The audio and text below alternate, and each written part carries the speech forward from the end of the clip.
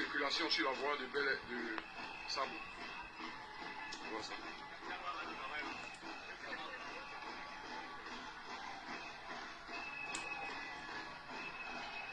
On veut de l'eau, on veut de l'eau. On veut de l'eau.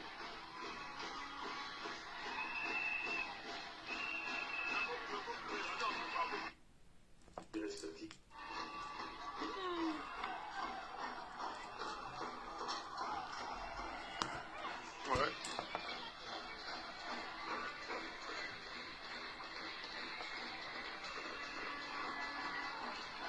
Ouais, il n'y a pas de...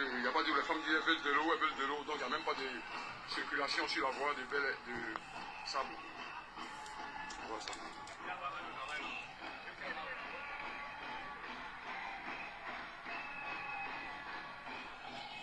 On veut de l'eau, on veut de l'eau.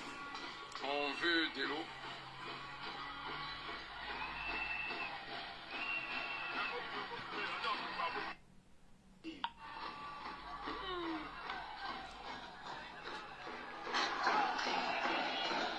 Ouais.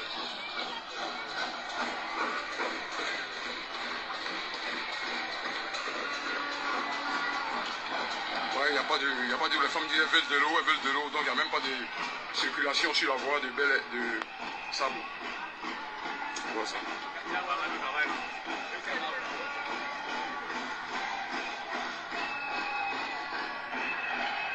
On veut de l'eau, on veut de l'eau. On veut de l'eau.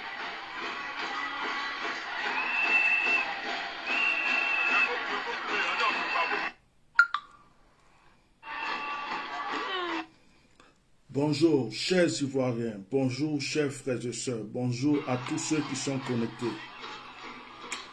Pour ceux qui ne me connaissent pas, je suis le bishop Melchisedec, votre serviteur, esclave de Jésus-Christ, homme de vérité. Je suis la voix des sans-voix, la bouche autorisée. Lorsque Dieu me pousse, lorsque Dieu me révèle, lorsque Dieu me parle, je dis ce que Dieu me met à cœur de dire. Je loue Dieu de ce que je ne suis pas un politicien et que je ne viens pas m'asseoir pour parler de politique ou d'une personne. Je loue Dieu de ce que Dieu me met le fardeau de ma nation, le fardeau de mon pays, le fardeau des pauvres, le fardeau des orphelins, le fardeau de ceux qui souffrent. Oh, je bénis Dieu de m'avoir choisi parmi tant de serviteurs. Je remercie Dieu de m'avoir choisi. Même si c'est un fardeau dur à porter, je bénis Dieu de m'avoir donné ce fardeau pour ma nation, la Côte d'Ivoire. Je pourrais mourir un jour avec la conscience tranquille. Je pourrais un jour mourir avec la conscience tranquille. Et un jour, si je suis absent, mes enfants diront, notre Père a été l'une des personnes qui a ouvert sa voix, qui a parlé, qui a mis sa vie en danger pour sa patrie. Lorsqu'il y avait l'esclavage, il fallait que des gens se décident pour que l'esclavage soit aboli. Lorsque nos pays étaient sous l'emprise de l'Occident, il a fallu que des personnes se lèvent pour qu'il y ait les indépendances dans nos pays. Les femmes se sont battues pour qu'il y ait l'émancipation des femmes. Dans la vie où nous sommes, il y a toujours des prix à payer pour qu'une situation soit stable, devienne stable ou favorable pour certaines personnes. On ne se lance pas dans un combat simplement parce qu'on a envie de se faire voir ou de se mettre dans ce combat. En tout cas, ce n'est pas mon cas. La première fois que j'ai ouvert ma bouche, que j'ai parlé, c'est parce que j'avais un fardeau dans le cœur pour des pauvres, pour des orphelins, pour des personnes qui étaient victimes d'injustice. Certaines personnes m'ont dit, tais-toi, laisse, arrête, ne parle plus. Tout le monde souhaiterait, la plupart des gens souhaiteraient que je me taise. Certains disent, tais-toi pour protéger ta vie. Certains disent, tais-toi parce que tu te mets en danger. Certains disent, je ne veux plus m'approcher de toi parce que tu parles tu te mets en danger, je ne veux pas avoir de problèmes. J'ai perdu des amis, j'ai perdu des collègues, j'ai perdu des enfants spirituels, j'ai perdu des contacts parce que je me suis mêlé, parce que je me suis levé pour ma nation. C'est un honneur. Pour ceux qui ne le savent pas, je n'avais même pas encore 10 ans. Feu Boigny m'a salué en Côte d'Ivoire, dans l'église, la cathédrale de Yamoussoukro. Il m'a regardé à peine de 5 à 10 minutes. L'église était calme. Je ne sais pas ce que ce vieux a vu. Mais je pense que ce sont des moments comme ça qu'il a dû voir et dire, cet homme, cet enfant qui est là, ce bébé que je vois là, un jour lèvera sa voix pour ma nation. Paix à son âme. Je suis ivoirien et fier de l'être. Certaines personnes disent, mais s'il y a un problème à Yopougon, pourquoi tu parles d'Alassane, de président? S'il y a un problème à Djamé, pourquoi tu parles? Il n'y a pas de maire là-bas. Il s'agit du maire. Mais je viens apprendre à ces personnes que il y a un président de la République. Il y a un président, et ce président ne peut pas me dire qu'il n'est pas au courant de ce qui s'est passé à Djamé. Il ne peut pas me dire qu'il n'est pas au courant de ce qui s'est passé à Yopougon. Il ne peut pas me dire qu'il n'est pas au courant qu'il y a des femmes en ce moment qui sont en train de pleurer parce qu'elles veulent simplement boire de l'eau et parce qu'elles réclament seulement de l'eau. Elles sont en train d'être gazées. Elles sont en train d'être frappées. Tout simplement parce qu'elles veulent de l'eau à boire. Elles veulent de l'eau pour se laver. Elles veulent de l'eau. Elles veulent de l'eau. Elles veulent de l'eau. L'eau, source de vie. Elles sont privées d'eau. Sans eau, on ne peut pas faire à manger. Sans eau, on ne peut pas se laver. Sans eau, on ne peut pas boire. On ne peut pas laver ses vêtements. On ne peut pas laver ses enfants. Elles veulent de l'eau. Elles veulent de l'eau. Elles sont en Côte d'Ivoire. Elles ne sont pas dans... Elles sont à Abidjan, à la capitale de la Côte d'Ivoire. Elles ne sont pas dans une petite campagne. Elles ne sont pas dans un petit village. Elles sont à la capitale. Elles sont privées d'eau. Et elles sont en train de crier. Elles disent, on veut de l'eau. On a besoin d'eau. On n'en peut plus. On veut de l'eau. On a soif. On veut se laver. On veut manger. On veut laver nos enfants. Quel crime est-ce qu'elles ont commis pour qu'on vienne les gazer? Est-ce qu'on ne peut pas prendre ces femmes-là tranquillement? Parler avec eux. Trouver une solution. Pourquoi vous ne prenez pas des camions de citernes s'il y a un problème avec le circuit de l'eau? Prenez un camion citerne. Je ne sais pas, allez-y chercher l'eau où vous voulez. Venez distribuer de l'eau à ces personnes qui ont besoin d'eau. Vous dites que nous sommes dans un pays développé. Vous dites que nous sommes dans un pays développé. Vous écrivez partout. Ado le bâtisseur. Alassane Dramane le bâtisseur. Mais comment est-ce qu'on peut comprendre qu'à Abidjan, il y a une population qui n'a pas d'eau à boire? Et que cette population est en train de réclamer de l'eau. On envoie des soldats, des militaires. D'ailleurs, c'est tout ce que vous savez faire. Tout ce que vous savez faire, c'est venir gazer les gens. Tout ce que vous savez faire, c'est venir frapper les gens. Tout ce que vous savez faire, c'est poursuivre les gens, les attraper, les jeter en prison. Tout ce que vous savez faire, c'est réprimander les gens. C'est la seule chose que vous savez faire. Vous ne savez pas faire de dialogue. Feu Boigny a dit, celui qui a faim n'est pas un homme libre.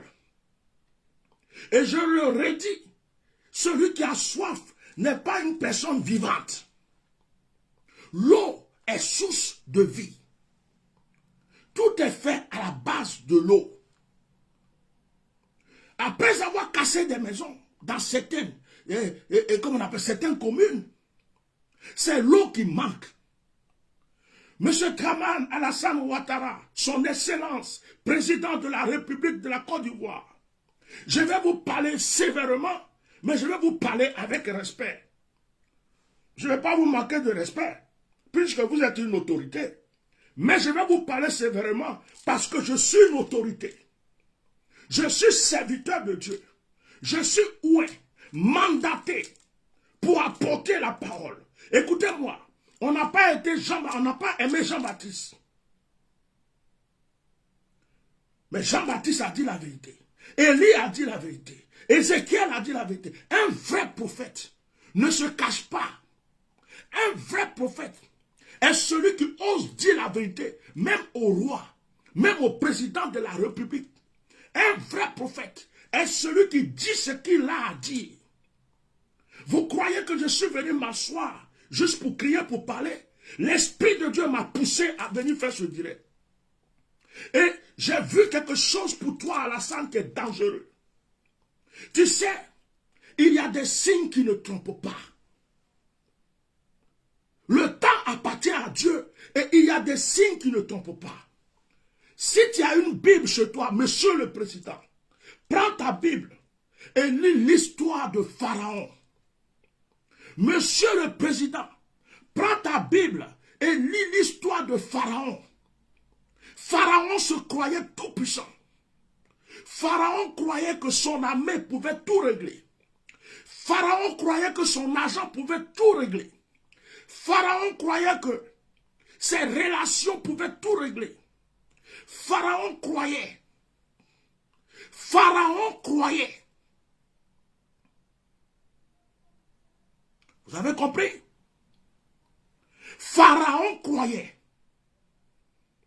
Mais le jour que Dieu va faire exprès pour endurcir le cœur de Pharaon, pour le faire croire qu'il est puissant, Pharaon ne savait pas que c'était un piège. Pharaon ne savait pas, je ne suis pas vos pasteurs, vos prophètes, vos évêques, ou vos prêtres, ou vos imams, qui sont en Côte d'Ivoire pour chercher des enveloppes, qui sont remplis de mensonges, d'hypocrisie, qui voient les pauvres mourir, les gens souffrir. Leurs propres fidèles n'ont pas de l'eau à boire, ils n'osent pas parler. Je ne suis pas vos faux pasteurs. Mes fidèles sont dans le monde. Mes fidèles sont partout dans le monde. Je ne suis pas vos faux pasteurs qui s'habillent pour croire qu'ils sont saints et qui s'occupent que des enveloppes, des dîmes et des offrandes, ou qui cherchent des enveloppes auprès des autorités. Pour cela, ils ne peuvent pas dire ce qu'il y a à dire. Quel est l'homme de Dieu en Côte d'Ivoire aujourd'hui qui a le courage de parler pour les pauvres? Quel est le serviteur de Dieu en Côte d'Ivoire qui a le courage de crier pour les veuves, les orphelins, pour les prisonniers? Aucun. Tous des menteurs, des hypocrites, des fanfarons, des orgueilleux, cachés dans leurs coquilles, avec des titres. Et certaines personnes disent, occupe-toi de tes fidèles. Mes fidèles, c'est qui? Mes fidèles, c'est ceux qui sont dans le monde. Mes fidèles, c'est ceux qui souffrent. Mes fidèles, c'est ceux qui ont faim. Mes fidèles, c'est ceux qui ont soif. Mes fidèles, c'est ceux qui sont opprimés. Je suis serviteur de Dieu pour les pauvres, pour les orphelins, pour les misérables. Je ne suis pas un vendu, ni un acheté. Je ne suis pas vos pasteurs à la mode. Je ne suis pas vos prophètes à la mode. Je ne suis pas ceux que vous avez achetés, attachés les couilles, qui sont là, qui ne peuvent pas parler, qui ne peuvent rien dire. Je suis serviteur de Dieu, mandaté. Dans un pays développé, un quartier entier n'a pas de l'eau, des jours et des jours. Et ces personnes crient. On veut de l'eau. On veut de l'eau. On envoie des militaires pour les gazer. Alassane, j'ai reçu une vision. Je vais t'expliquer quelque chose. Et j'aimerais que tu te rappelles. Rappelez-vous que de cette même bouche, j'ai révélé des choses pour mon frère Ouattao que j'aimais tant. Personne ne m'a écouté. Rappelez que de cette même bouche, J'ai prévenu Ahmed Bakayoko. Je l'ai prévenu plusieurs fois. Je l'ai prévenu. Il a cru que j'étais son ennemi. C'est arrivé. Rappelez-vous que de cette même bouche, j'ai parlé de Gon Coulibaly, c'est arrivé. Aujourd'hui, je viens te dire quelque chose.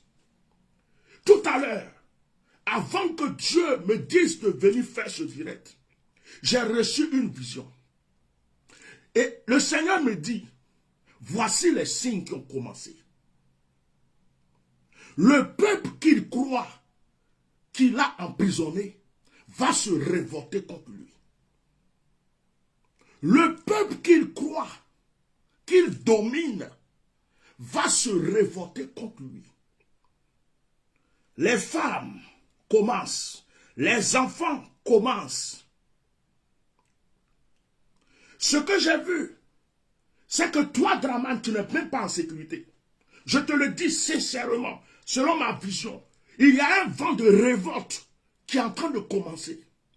Et ce vent de révolte est rentré même dans le palais. Il y a beaucoup de personnes qui sont en train de murmurer dans l'ombre, qui se disent que ton temps n'est plus. Beaucoup de personnes, même autour de toi, sont en train de dire que ton temps n'est plus. Ils en ont marre de toi, mais ils ne te le diront pas. Tu n'es même pas en sécurité chez toi-même, dans ta propre, autour de toi, tu n'es pas en sécurité. Même ceux que tu vas aller payer à l'étranger pour venir te protéger, lorsque Dieu va agir, ces personnes te trahiront. J'ai vu un vent. J'ai vu un vent. J'ai vu un vent. Un vent de révolution qui a commencé. Pendant qu'on s'occupait d'ici, l'autre côté, ça a commencé. Pendant qu'on s'occupe de l'autre côté, ça a commencé. Le peuple est en train de te vomir parce que Dieu endurcit ton cœur. Ta méchanceté est en train de te touffer toi-même. Les mêmes personnes qui t'ont voté, les mêmes personnes qui t'ont supporté, les mêmes personnes qui se sont battues pour que tu sois là. Aujourd'hui, tu es en train de leur faire du mal. Je vais te donner une leçon aujourd'hui, Monsieur le Président Alassane Dramane Ouattara. Si tu n'as pas peur de quelque chose, il faut avoir peur de la femme. Si tu n'as pas peur de quelque chose dans ta vie, il faut avoir peur de la femme. Dans l'histoire de la Côte d'Ivoire, avant même que nous ayons notre indépendance, ce sont les femmes qui ont joué un grand rôle. Et parmi les femmes qui sont en train de pleurer, il y a des musulmanes, il y a des chrétiennes, il y a des païens, il y a des animistes, il y a des féticheuses. Monsieur Dramane Alassane Ouattara, c'est la femme qui donne la vie. Et la femme a la possibilité de retirer la vie. Tu peux faire du mal à tout le monde. Mais quand des femmes sont levées contre toi, quand des femmes peuvent regarder leur partie intime pour te maudire, quand des femmes peuvent prendre leur dessous pour te maudire, quand des femmes, ça devient grave et très grave. Il y a des signes qui ne trompent pas. Souvent, on s'assoit pour vous donner des conseils. Vous croyez que nous sommes vos ennemis. Et Dieu endurcit vos cœurs de sorte que ça arrive. Il y a des signes. On est à la fin de l'année. On est à la fin de l'année. Normalement, en 2025, il doit y avoir élection. Mais nous sommes bientôt en 2022. 2 plus 3 égale 5. Il reste 3 ans avant les élections. 3. Le chiffre 3 est le chiffre de Dieu. Et rappelle-toi que la rébellion, les choses bizarres ont commencé en Côte d'Ivoire en 2002. Et nous sommes bientôt en 2022.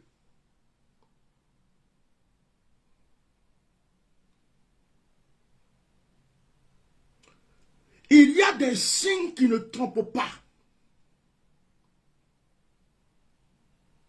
Ce qu'un homme ne peut pas faire, Dieu le fait. Et Dieu peut prendre une pierre, un âne, un animal pour agir. Certaines personnes disent, il va avoir coup d'état, il va avoir ceci. Dieu n'a pas besoin même de vos coups d'état. Dieu n'a pas besoin de vos imaginations. Dieu a son plan. Et quand Dieu t'a dit une fois, je vais te descendre, il t'a pardonné une fois. Quand Dieu te dit une deuxième fois, je vais te descendre, il t'a pardonné. Dieu te dit une troisième fois, j'en ai marre, je vais te descendre. Et puis peut-être qu'il t'a encore pardonné. Tu crois que Dieu va te pardonner à vie? Tu crois que Dieu va te pardonner? Tu crois que c'est tout le temps que tu vas tomber et puis te relever? Tu crois que c'est tout le temps que tu vas être entre la vie et la mort et trouver une solution pour te relever? Tu crois que c'est tout le temps que les gens vont se révolter et puis après ils vont se calmer? Il y a un feu qui est en train de s'allumer petit à petit, mais les gens sont aveugles, ils ne le voient pas. Ils ne le voient pas.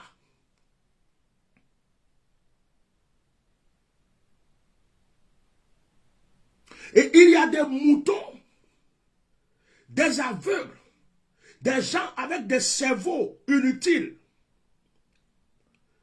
Ces personnes-là qui sont deux fois sur les directs pour insulter, parce qu'en fait, ils sont nés avec un cerveau vide. On a ramassé des excréments pour déposer dans leur cerveau. Ils ne savent pas réfléchir. En fait, c'est des malédictions pour leur famille, ces gens de personnes. Ce sont eux que, quand on vient parler de la veuve, ils viennent insulter. Quand on vient parler du pauvre, ils viennent insulter. Or, le malheur est dans leur vie. Et le malheur les accompagne. Quand on est en train de défendre la cause de quelqu'un qui souffre, et que toi, tu peux venir insulter, parce qu'on est en train de défendre la cause de quelqu'un qui a soif, toi, tu auras soif. Ta maman aura soif. Ton papa aura soif. Tes enfants auront soif. La malédiction, là, tes enfants vont payer. Un jour, tu vas t'asseoir et puis tu vas pleurer. Et tu vas te rendre compte que quand les autres souffraient et qu'on parlait d'eux, là, tu aurais dû fermer ta bouche. Il y a des gens qui pensent qu'ils sont trop puissants sur les réseaux sociaux, dans les commentaires, dans les injures. Même quand on est en train de défendre la cause d'un mort, il faut qu'ils viennent insulter le mort. Ces gens de personnes sont maudites d'avance, à la naissance. C'est comme s'ils sont nés pour mal finir. Même si actuellement tu as l'argent, tu vas mal finir. Même si actuellement tu dors tranquillement, tu vas mal finir. Tu ne vas même pas te rendre compte que la voiture même de laquelle que tu es, c'est elle qui va te tuer. Tu ne vas pas te rendre compte. C'est-à-dire que tu vas te rendre compte que le malheur que tu as souhaité pour les autres, que tu as aimé chez les autres, est déjà à ta porte. C'est pourquoi tous ceux qui laissent les commentaires, je suis loin de Dieu. Je ne vous insulterai pas. Je faisais ça autrefois.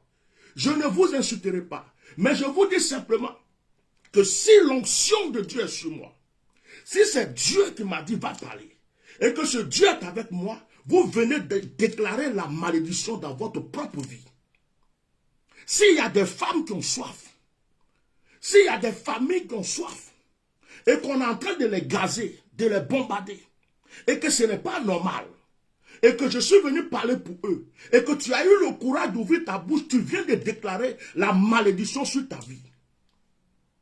Et tu vas pleurer pour te rendre compte que quand ça arrive aux autres, là, ça fait mal. Ce que Dieu va faire pour que toi tu pleures, là, tu ne sais pas, ce n'est pas l'eau qui va te manquer. Mais c'est ce qui te tient à cœur, là. C'est ça qui va te manquer. Et tu vas te rendre compte que souvent il faut fermer sa bouche. Et que ce n'est pas sur tout le monde on ouvre sa bouche. Quand tu auras tes malheurs, quand tu auras tes problèmes, tu ne verras pas Alassane Dramane Ouattara à la porte de chez toi pour aller t'aider. ton temps que tu as pris ici pour insulter un oint de Dieu, qui est en train de parler de la misère de certaines personnes, ce temps-là, c'est comme si tu viens de décréter ton malheur, le malheur de ta famille, le malheur de tes enfants. Et ce genre de malédiction, aucun imam, aucun pasteur, personne ne peut l'enlever sur ta vie. C'est ce que vous ne savez pas.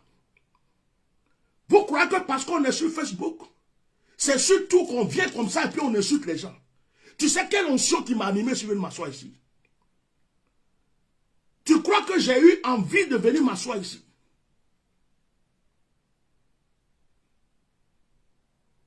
Tu crois que j'ai eu envie de venir m'asseoir? Tu crois que j'étais là et puis dit, je vais aller m'asseoir pour parler? Tu sais ce qui m'a poussé pour dire, viens t'asseoir pour parler?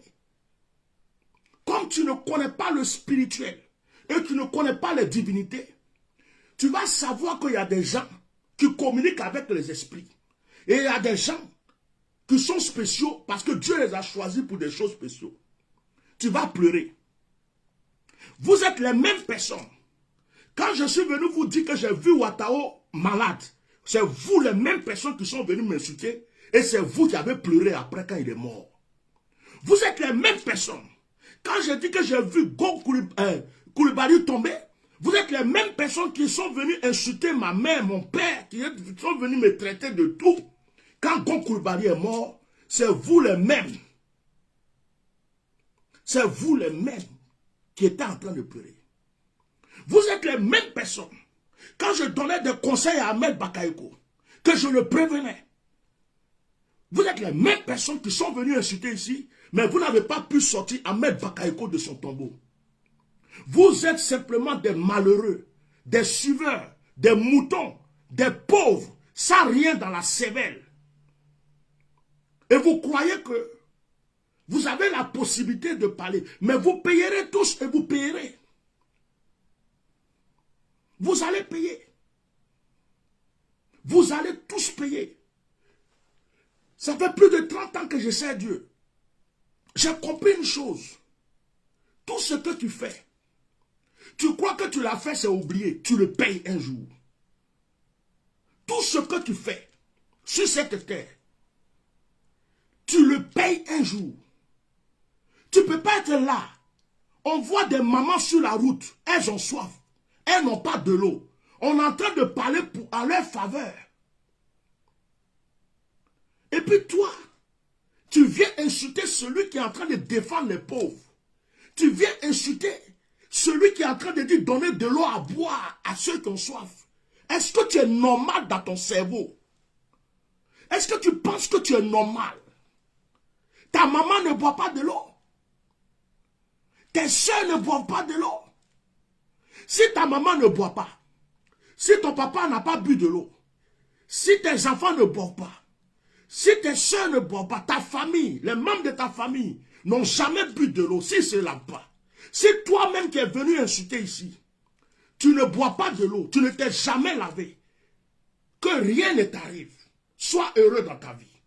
Mais si tu bois de l'eau, si ta maman a bu de l'eau, si ton papa a bu de l'eau, si les gens de ta famille se lavent avec l'eau, si toi-même quand tu as soif tu prends l'eau, à partir d'aujourd'hui, que l'eau soit ta condamnation et que l'eau soit la condamnation de ta famille. À chaque fois que tu vas boire une goutte d'eau, que la malédiction te frappe. À chaque fois qu'un membre de ta famille va boire de l'eau, que la malédiction le frappe. À chaque fois qu'un de tes enfants va se laver avec de l'eau pour boire de l'eau, que la malédiction le frappe. Le malheur que tu souhaites aux autres, que ce malheur vienne chez toi et que l'eau soit témoin entre toi et moi. Méfie-toi. Moi, je prie sur l'eau. Les gens sont guéris. Il n'y a pas une prière, je fais sur l'eau et puis ça n'agit pas. Donc, je parle à l'eau aujourd'hui.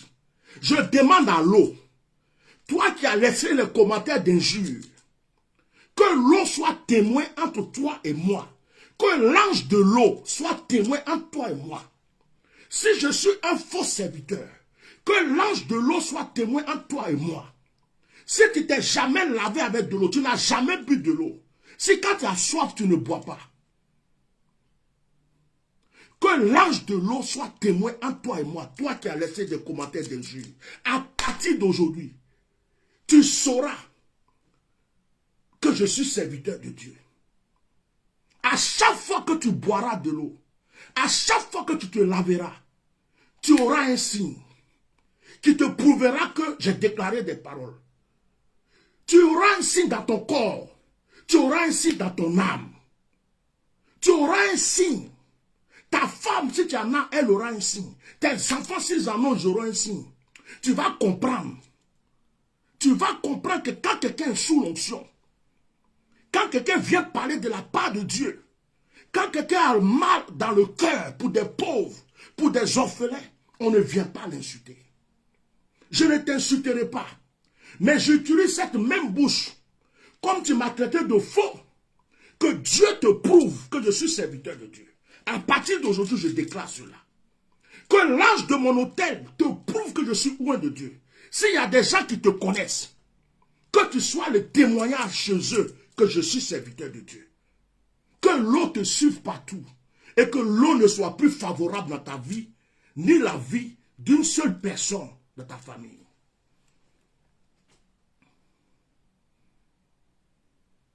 Nous sommes dans un pays où il y a une partie de la population qui est heureuse.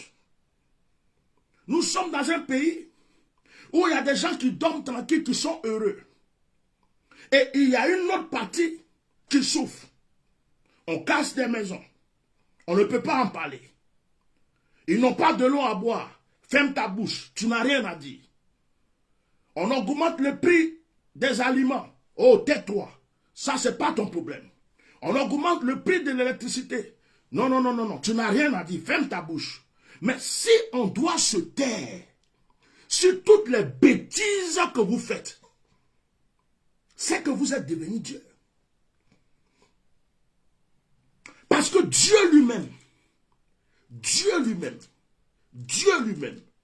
souvent nous lui disons, Seigneur, ça là, je ne suis pas d'accord. Dieu lui-même.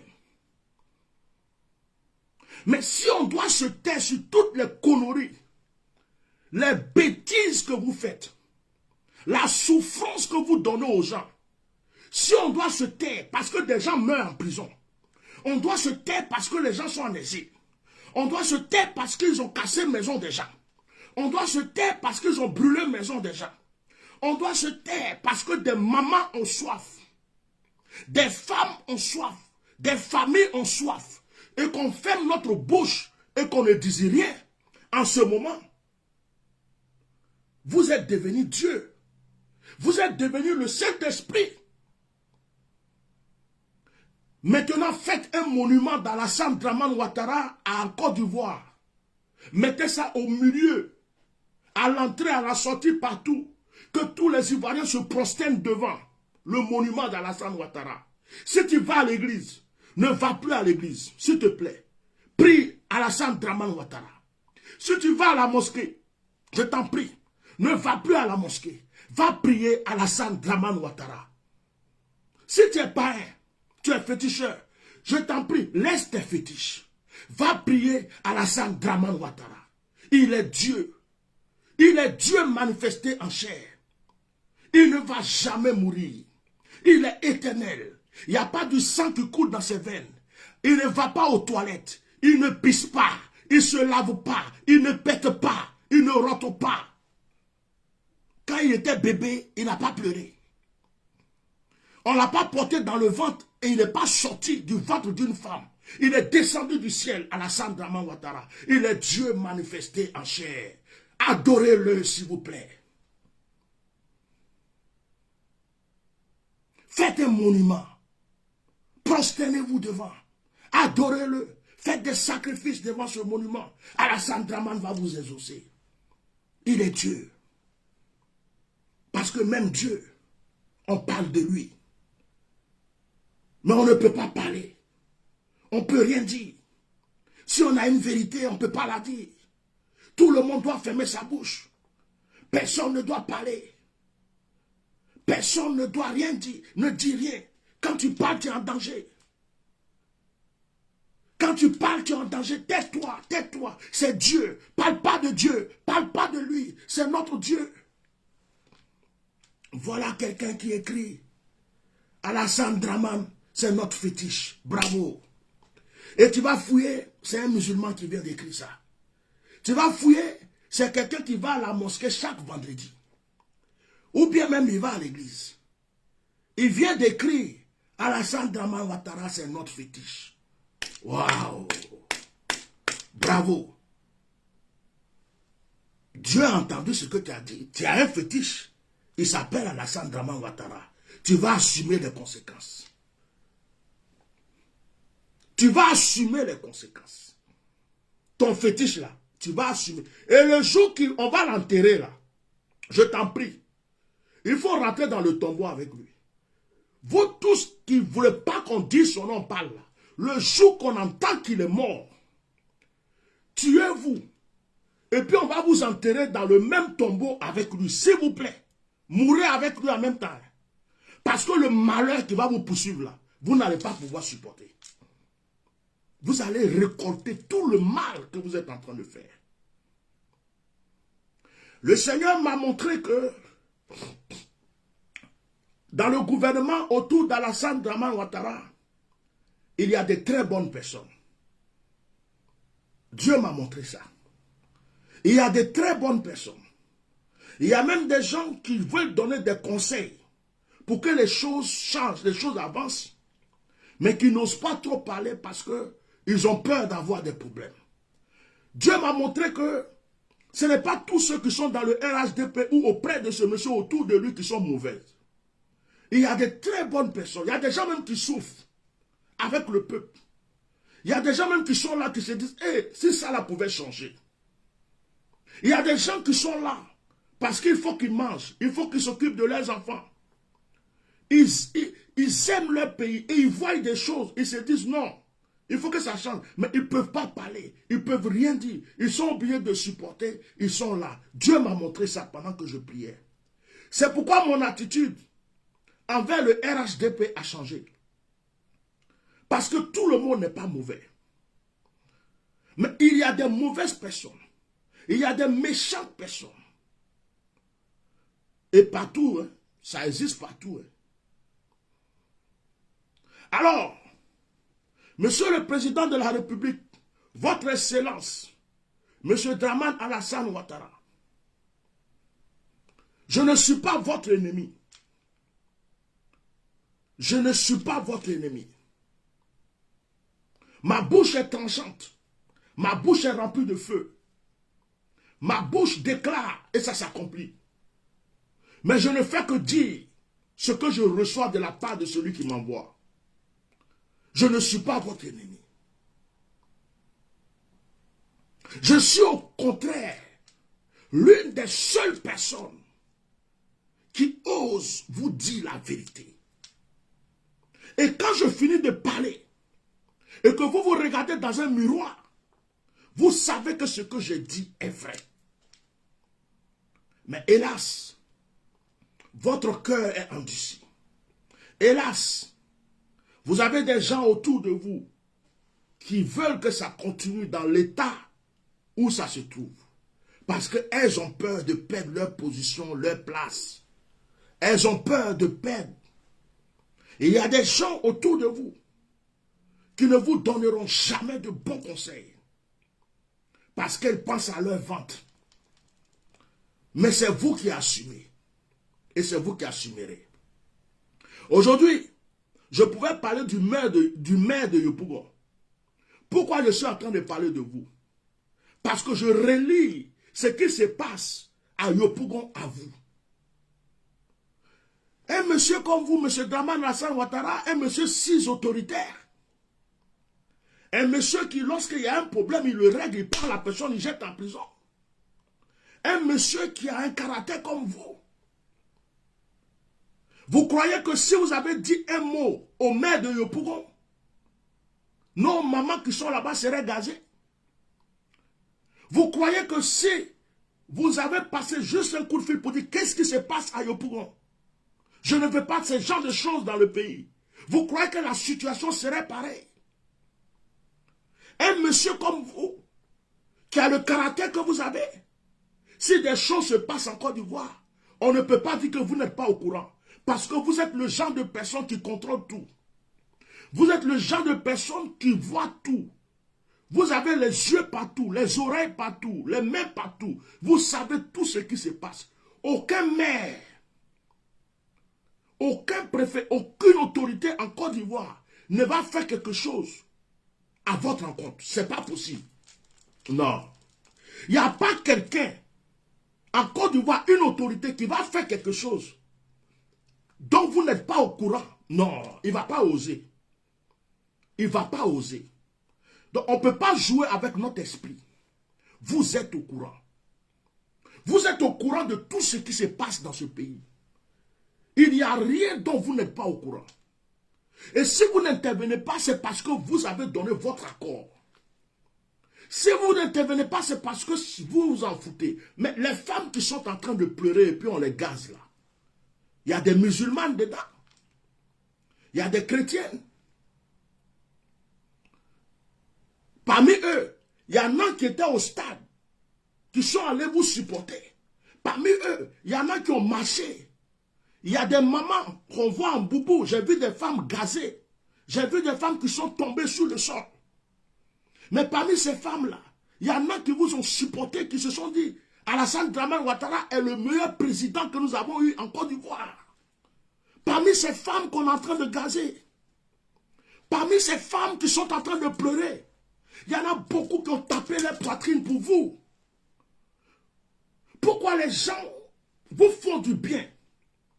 Pourquoi les gens vous mettent à une hauteur?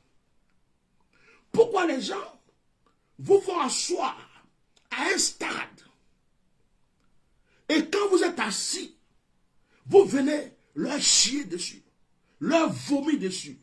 Vous oubliez vos promesses. Vous les rejetez. Vous les abandonnez. Vous les repoussez. Combien de musulmans sont en train de regretter aujourd'hui d'avoir supporté Alassane Dramane Ouattara? Combien de frères et de sœurs du Nord sont en train de regretter aujourd'hui de vous avoir supporté? Combien de personnes sont en train de se dire, si je savais, vous allumez des feux sans vous rendre compte, parce que vous croyez que vous êtes tout puissant. Vous comptez sur votre armée, vous comptez sur vos soldats, vous comptez sur ceux qui sont autour de vous. Mais celui qui a le cœur de l'homme s'appelle Dieu. Si Dieu change le cœur, même de ceux qui vous protègent là, votre propre garde-corps peut vous tuer. Si Dieu change le cœur de ceux qui sont autour de vous là, votre propre gouvernement peut vous torpiller et vous renverser.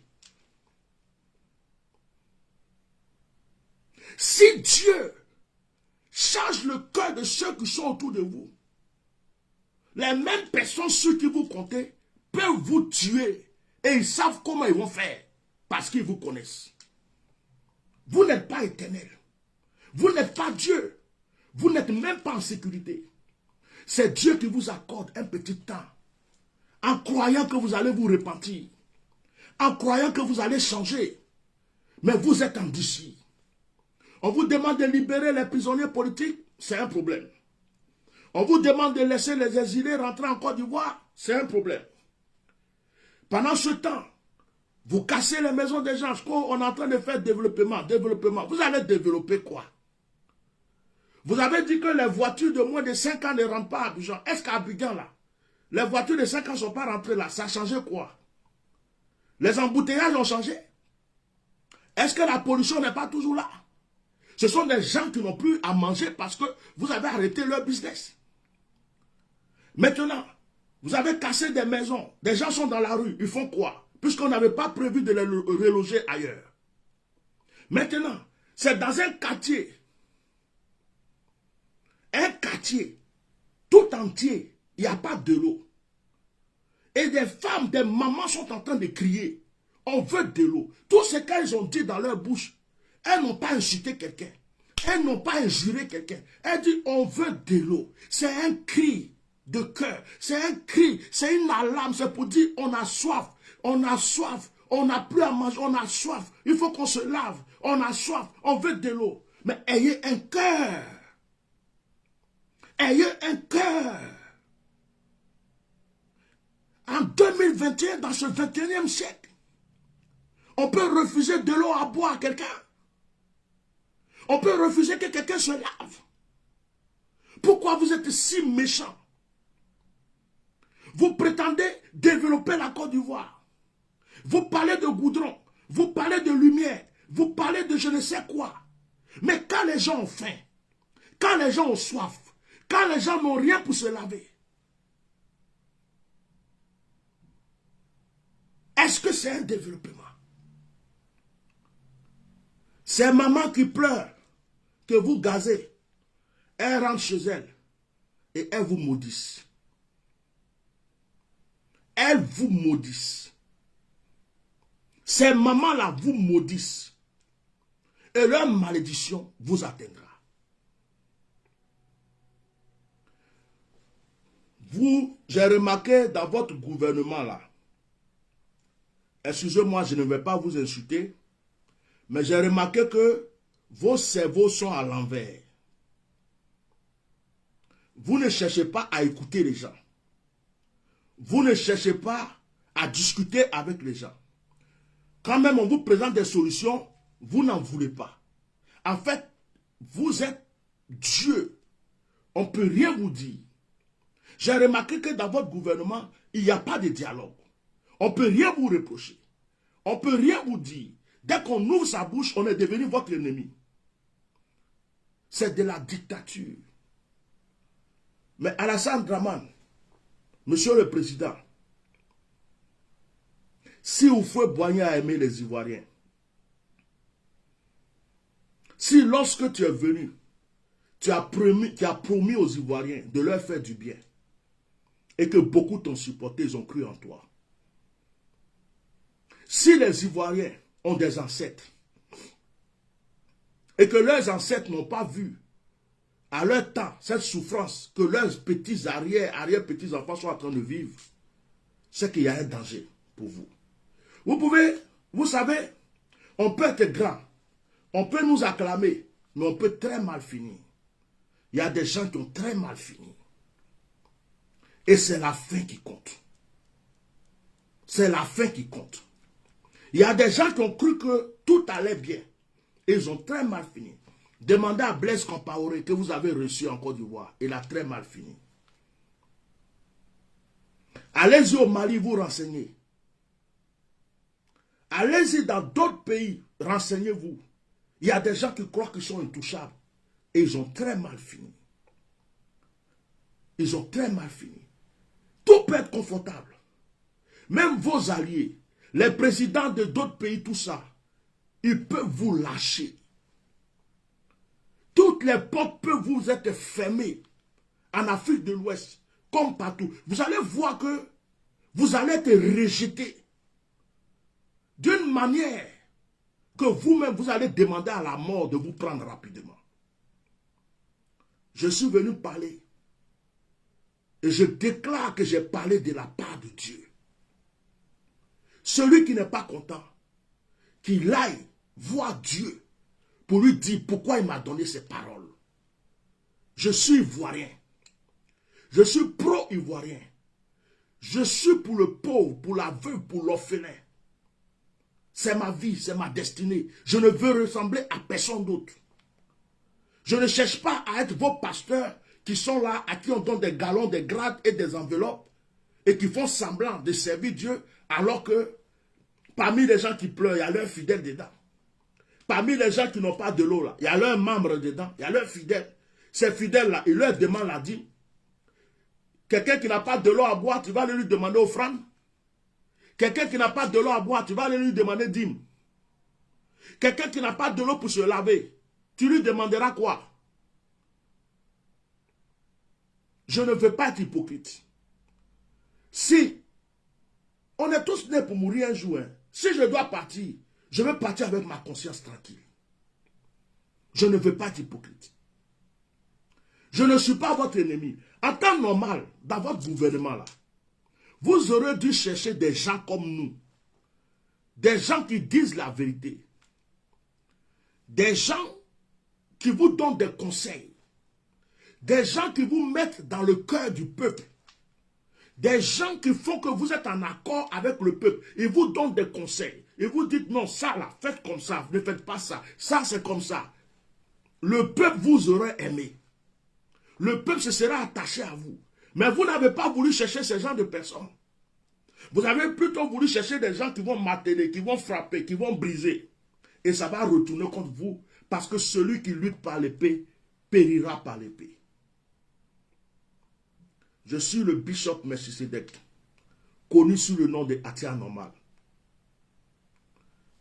Relevez toutes les révélations que j'ai données dans ce message. Et regardez les signes. Regardez ce qui va se passer. Vous saurez que je suis homme de Dieu.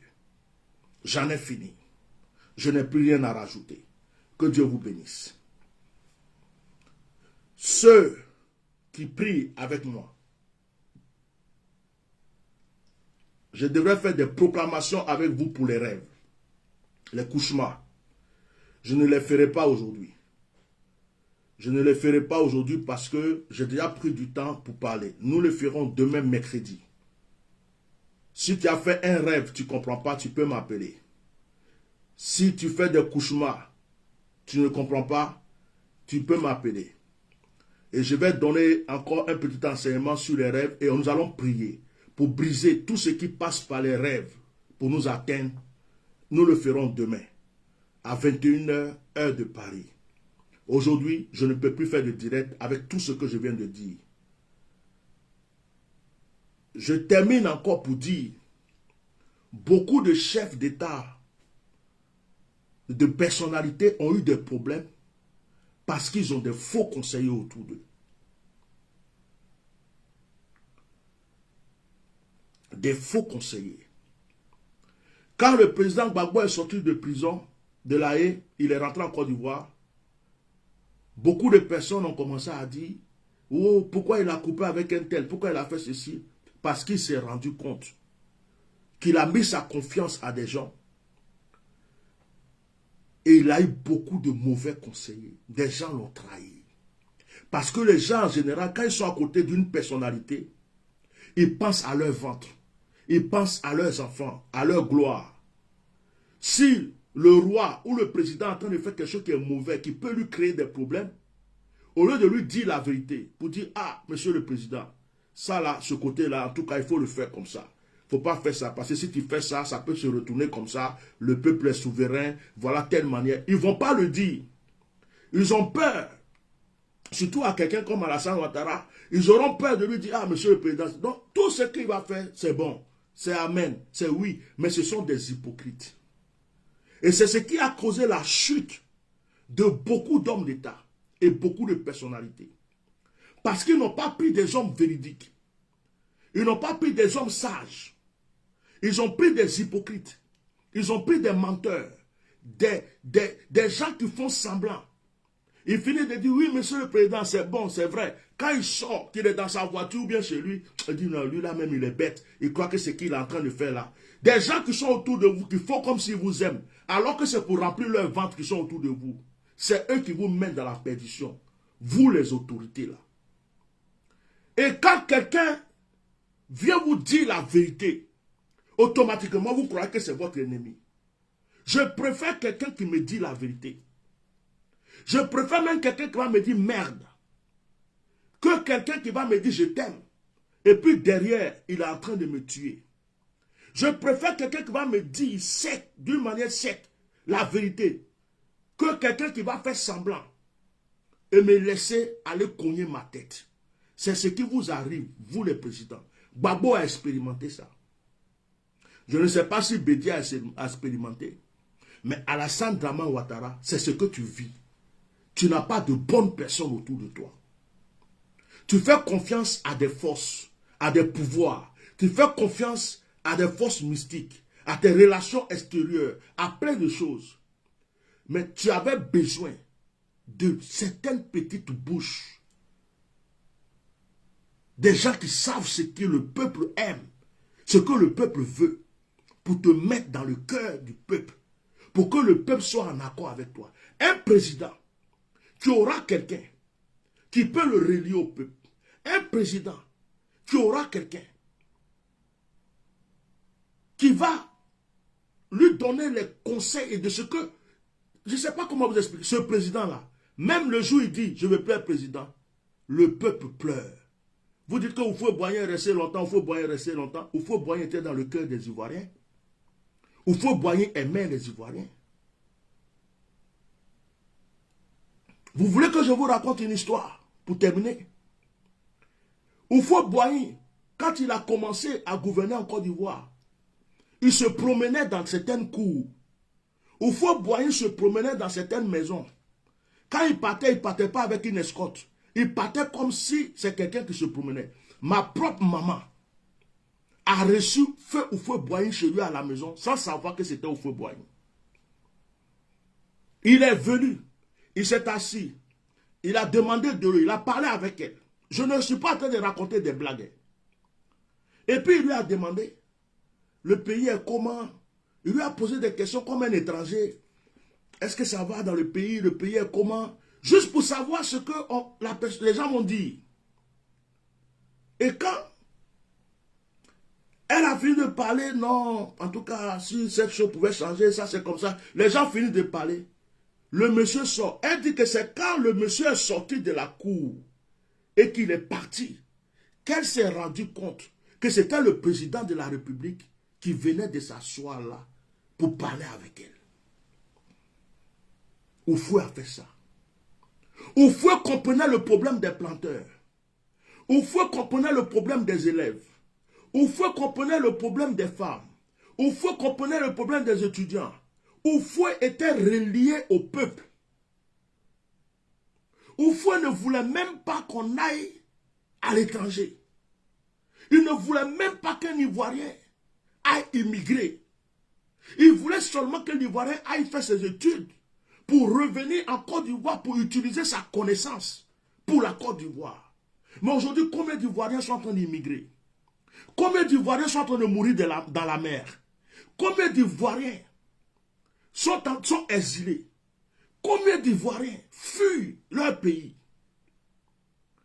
Houphouët était attaché au peuple.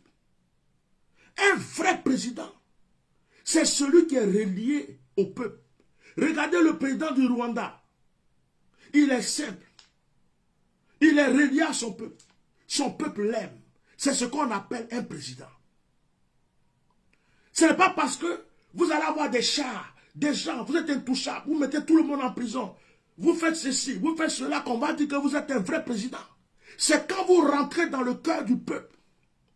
C'est quand le peuple vous aime. Les gens sont chez eux à la maison et puis disent, hey, Dieu merci. Dieu merci. Les gens prient pour toi. À la mosquée, on prie pour toi. Houphouët-Boigny partait à la cathédrale. Houphouët-Boigny partait à la mosquée. Il s'occupait des musulmans. Il s'occupait des chrétiens. Houphouët-Boigny, un jour, il y a même une vidéo à la télé. Houphouët-Boigny est parti à la mosquée de Yamoussoukro.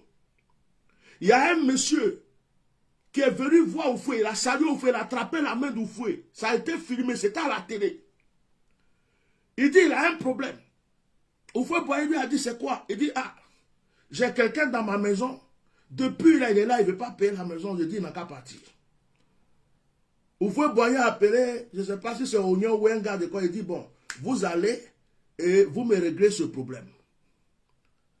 Nous tous, on a insulté le vieux là. On a dit, toi, tu es bête. Toi, tu as salué Houphouët-Boigny.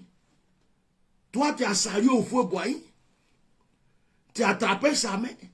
Et puis, ça a fait des loyers. On ne peut pas payer le loyer, c'est ça. Pas... Au lieu de lui dire, je veux un terrain, je veux des millions, ou bien j'ai besoin de ça pour accomplir ça. Mes enfants, je voulais... Toi, tu es affaire de quelqu'un qui ne paye pas ton loyer vraiment. Nous tous, on a insulté le monsieur là. Houphouët-Boigny aimait les Ivoiriens. Vous dites que vous êtes des Houphouëtistes. Vous prenez le nom d'Houphouët-Boigny du matin au soir. Nous sommes des Houphouëtistes. Les planteurs sont en train de pleurer. Pour le prix du cacao, le café. Vous dites que vous êtes des Houphouëtistes. Les élèves, on ne sait plus où ils vont. Nos enfants sont devenus des brigands. Nos enfants sont devenus des microbes, des prostituées. Vous dites que vous êtes devenus des Houphouëtistes. Les Ivoiriens vont mourir dans la mer. Vous dites que vous êtes devenus des Houphouëtistes. Les Ivoiriens sont en exil. Vous dites que vous êtes devenus des souffletistes. Les maisons des Ivoiriens, même ceux qui avaient leur maison, depuis le temps du feu Boigny, vous partez casser leur maison. Sans les dédommager, sans les reloger. Vous dites que vous êtes des souffletistes. Des étrangers viennent dominer des Ivoiriens, insulter les Ivoiriens, mépriser les Ivoiriens. On a toujours reçu les étrangers en Côte d'Ivoire. Mais les étrangers nous respectaient. Ils nous respectaient, on les aimait, on vivait ensemble. Il n'y avait pas de problème. Mais depuis que vous dites que vous êtes des souffletistes, vous êtes là, les étrangers viennent. Et les étrangers fatiguent les Ivoiriens, ils méprisent les Ivoiriens parce qu'ils sont liés à vous. On ne peut rien dire parce que c'est eux que vous utilisez pour faire ce que vous avez besoin de faire. Monsieur Dramane Alassane Ouattara, pourquoi vous prenez des militaires étrangers? Pourquoi vous chassez les Ivoiriens de l'armée, de la gendarmerie et vous prenez des étrangers? C'est parce qu'au plus profond de votre cœur, de vous-même, vous savez que vous faites du mal aux Ivoiriens. C'est parce qu'au plus profond de votre cœur, vous savez que les Ivoiriens n'ont plus confiance en vous. C'est parce que vous savez au plus profond de votre cœur que les Ivoiriens sont en train de vous rejeter. C'est parce qu'au plus profond de votre cœur, vous avez peur de quelque chose. C'est pourquoi vous partez chercher des étrangers pour venir vous protéger. C'est pourquoi votre armée est en train de devenir une armée d'étrangers parce que eux, ce n'est pas leur pays. Ils sont comme des mercenaires. Ils peuvent tuer sans problème. Ils peuvent égorger un Ivoirien sans problème. Vous savez qu'un vrai Ivoirien ne va jamais prendre fusil tirer sur son frère Ivoirien. Vous savez qu'un vrai Ivoirien, dans l'armée, ne va pas tuer son propre frère. Donc vous partez prendre des gens, au cas où c'est chaud. Vous dites comme c'est eux, c'est des étrangers, ils vont pouvoir me sauver. Ils vont pouvoir me délivrer. Parce que vous savez que les Ivoiriens n'ont plus confiance en vous. Vous savez que les Ivoiriens n'ont plus confiance en vous. Ça, vous le savez. La confiance se mérite. La confiance se mérite. Mais je remercie Dieu parce qu'aucun être humain n'est éternel sur cette terre. Cela servira de leçon à tous les Ivoiriens. Aucun Ivoirien, aucun être humain n'est éternel sur cette terre. On est né, on va mourir. Quel que soit ton argent, quel que soit ton pouvoir, quelles que soient toutes les protections que tu as, quels que soient les marabouts que tu as, les féticheurs que tu as, les relations que tu as, quand ton heure a sonné, ça a sonné. Que Dieu protège la Côte d'Ivoire. Que Dieu protège les Ivoiriens. Que Dieu ait pitié de nous. À cause de tous les péchés qu'on a commis. Et qu'il est en train de nous punir. Qu'il ait compassion. Qu'il ait pitié de nous. Et qu'un jour, la restauration totale vienne pour tous les Ivoiriens. Du nord au sud, de l'est et de l'ouest. La plupart de ceux qui suivent aveuglement, la plupart de ceux qui insultent quand on parle des problèmes des Ivoiriens ne sont pas des Ivoiriens. Ce sont des étrangers. Un vrai Ivoirien, qu'il soit du Nord, il ne peut pas venir insulter son frère Ivoirien qui est en train de parler de la cause de ses frères Ivoiriens. Tous ceux qui viennent insulter ne sont pas Ivoiriens. Ce sont des gens qui sont venus en Côte d'Ivoire, à qui on a donné d'une manière frauduleuse des cartes d'identité pour qu'ils puissent être là pour maltraiter les Ivoiriens. Ils n'aiment pas les Ivoiriens, ils n'aiment pas la Côte d'Ivoire. Dans leur pays, il y avait la misère, il y avait la pauvreté. Dans leur pays, il y avait des choses qu'ils ne pouvaient pas avoir. La Côte d'Ivoire est le trésor de l'Afrique de l'Ouest. Et donc, ils ont quitté leur pays, ils sont arrivés dans un endroit et ils se sont dit, comme on parle des gens du Nord, si je suis un Bakari, un Boukari, un ceci, cela, on ne peut pas faire la différence. À partir du moment où j'ai une carte d'identité. Et c'est eux qui se joignent. Et c'est eux qui insultent. C'est eux qui attaquent. Et c'est eux qui tuent. Un vrai Ivoirien du Nord ne peut pas faire du mal à son frère. On n'a pas connu ça en Côte d'Ivoire. Un vrai Ivoirien du Nord ne peut pas venir insulter un Ivoirien qui est en train de dire donner de l'eau à nos mamans. Même s'il est du RHDP. Un vrai Ivoirien. Donc tous ceux qui insultent, tous ceux qui viennent insulter tout ça, ils savent que ce n'est pas leur pays. Ils savent qu'ils sont venus là pour chercher. Ils savent qu'ils sont venus là. C'est pour avoir quelque chose. Donc c'est comme si quand tu parles, tu es en train de gâter leur pain. Ce sont ces personnes-là qui viennent insulter. Mais Dieu est grand. Il y a un temps pour tout. Que Dieu bénisse la Côte d'Ivoire. Je vais vous laisser. J'ai assez pris du temps. Je pense que j'ai tout dit. Partagez ce direct. Et que Dieu bénisse tous les Ivoiriens, toute la Côte d'Ivoire. Que Dieu bénisse les bonnes personnes qui sont dans le gouvernement. Que Dieu bénisse ceux qui réfléchissent qui sont dans le gouvernement.